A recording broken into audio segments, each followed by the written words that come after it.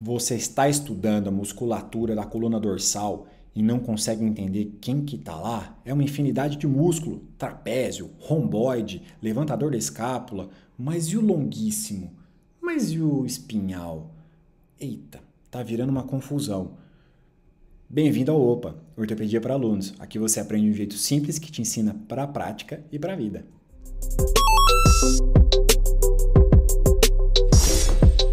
Galera, antes de começar, vou pedir para vocês curtir, se inscrever, compartilhar esse vídeo para quem precisa saber de anatomia muscular e um pouquinho de biomecânica da coluna vertebral, da região torácica, da coluna dorsal, da coluna torácica. Certo? Então a gente já viu anatomia óssea, ligamentar, e agora a gente precisa saber quem que mexe, né? Essas 12 vértebras torácicas. Então, quando a gente vai estudar essa anatomia, a gente tem que ter em conta uma coisa muito importante. A gente tem um grupo de músculos que são chamados de extrínsecos, né, que estão ali, mas não fazem função ali. Por exemplo, o trapézio é um músculo que está na região dorsal. Né? O latíssimo do dorso, poxa, ele tem até nome latíssimo do dorso, mas ele mexe o húmero, mexe o ombro. Né? O levantador da escápula, ele está ali, mas ele não está fazendo nada, está mexendo a escápula. O romboide maior, o romboide menor, eles estão ali, mas também não estão mexendo a escápula. Né? O serrátil posterior, superior e inferior, eles estão mexendo as costelas. Então, na hora que você pega a anatomia muscular e olha na camada de extrínsecos, você vai falar assim, meu Deus do céu, o que está acontecendo? Essa camada de extrínsecos, eles estão indo fazer movimento em outro lugar. Então, geralmente no ombro, né? Mexendo a escápula, mexendo o húmero, mexendo a costela, enfim.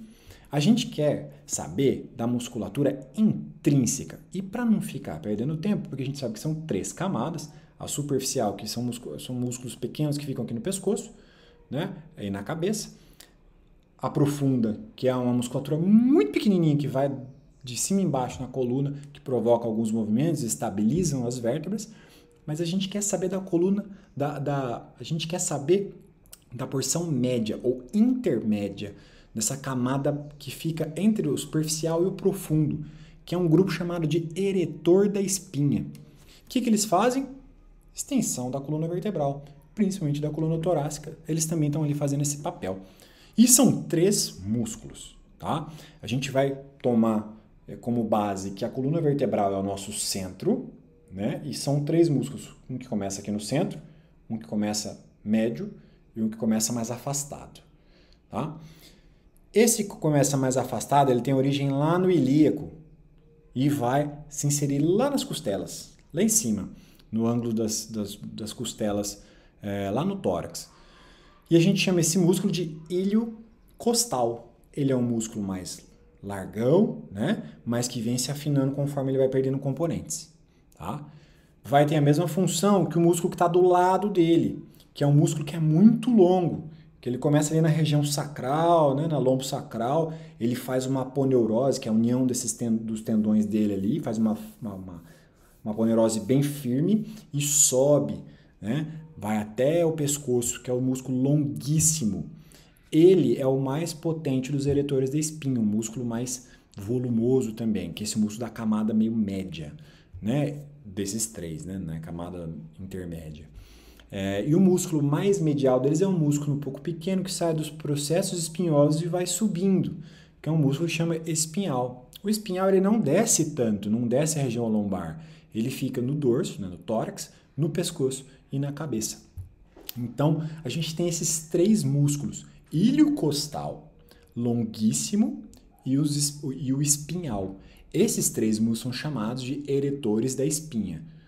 Eles funcionam aos pares, certo? A coluna no meio, a gente tem o espinhal, um pouquinho no meio aqui, o longuíssimo logo do lado dele e o ilho costal do outro lado. Então, quando a gente tem a contração simultânea dos dois, a gente faz a extensão da coluna, certo?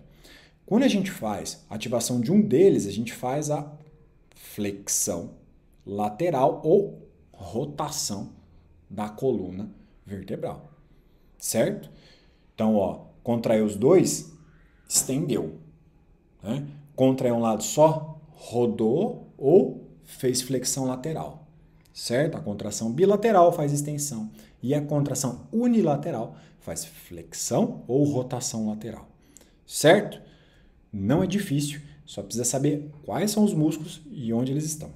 Você que está aí, então, dá um like, se inscreve no canal, liga a notificação para saber quando tem uma aula nova e conta para um amigo, compartilha para quem precisa saber de anatomia muscular e biomecânica da coluna dorsal. Vamos fazer um resumão?